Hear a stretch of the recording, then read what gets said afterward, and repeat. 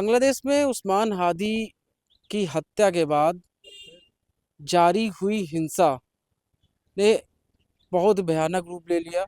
इसके बाद एक हिंदू युवक की पीट पीट कर हत्या कर दी गई। उसके बाद फिर आक्रामक भीड़ ने एक घर में आग लगा दी, जिसमें एक छोटी बच्ची भी जलकर मर गई और कई लोग गंभीर रूप से घायल हो गए। बांग्लादेश में चल रही लगातार इस तरीके से चल रही जो हिंसा है, उसको लेकर हम पब्लिक के बीच में आ चुके हैं। आज हम लोग जानेंगे पब्लिक से कि उन पर क्या इसका असर पड़ा है और उनकी क्या प्रतिक्रिया है इस पर। भैया क्या नाम है आपका? मेरा नाम अभिषेक है, अभिषेक साहू। अभिषेक भैया, ये जो हिंसा हो रही है, जैसे हिंदू युवक की वहाँ पीट पीट कर हत्या कर दी गई और उसके बाद एक बच्ची की भी जलकर मौत हो गई, इस पर आप क्या कहना चाहते हैं? कहना क्या चाहते हैं, मतलब ये गलत है। हिंसा मान लो गलत ही है। और बच्ची को मार दिया वो भी बहुत गलत है, और सीधे सीधे टारगेट कर रहे हैं अगर एक धर्म को, तो हिंदुओं को ये भैया, बहुत ही भैया गलत है। जैसे हमने देखा कि हिंदुओं को वहाँ पर टारगेट कर रहे थे, पहले भी वहाँ पर कई किलिंग्स हुई हैं, इस बार भी देखिए हिंदू की कैसे पीट पीट कर हत्या कर दी गई। लेकिन यहाँ पर हम लोग देख रहे हैं अवैध रूप से बांग्लादेशी आराम से रह रहे हैं। तो क्या जैसे कि पहले कानून आया था एनआरसी वगैरह आना चाहिए,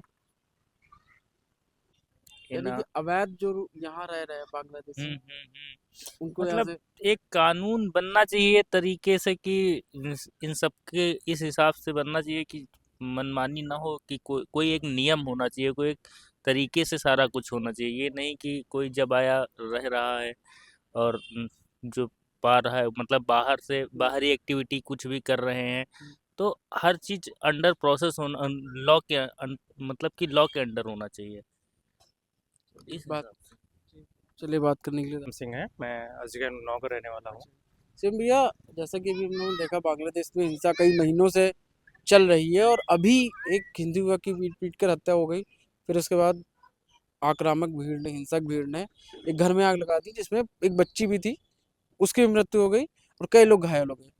तो लगातार टारगेट किया जा रहा है हिंदू धर्म को बांग्लादेश में, इस पर आप क्या कहना चाहेंगे, क्या रहेगा? बिल्कुल बिल्कुल, ये बहुत शर्मनाक हादसा है।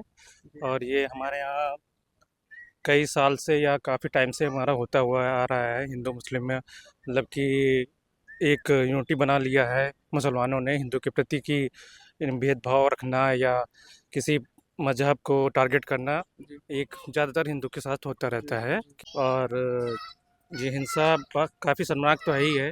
पूरा हिंदुस्तान इसके लिए शर्मिंदगी महसूस कर रही है। और बाकी इसका पार्टी से क्या मतलब है, एक हिंदू को अपने आप को जागना चाहिए और समझना चाहिए कि देश को आगे मतलब कैसे जाना है, कैसे ले जाना है।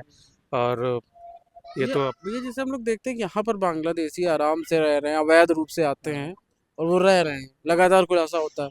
तो क्या आपको नहीं लगता कि जब बांग्लादेश में हम लोगों के साथ ऐसा होता है हिंदुओं के साथ, तो यहाँ पर यहाँ से उनको भगाना चाहिए, एनआरसी आना चाहिए? बिल्कुल बिल्कुल एनआरसी आना चाहिए। बिल्कुल सरकार को ठोस कदम उठाने चाहिए और कानून व्यवस्था को थोड़ा अपने आप को टाइट करना चाहिए कि हाँ कैसे।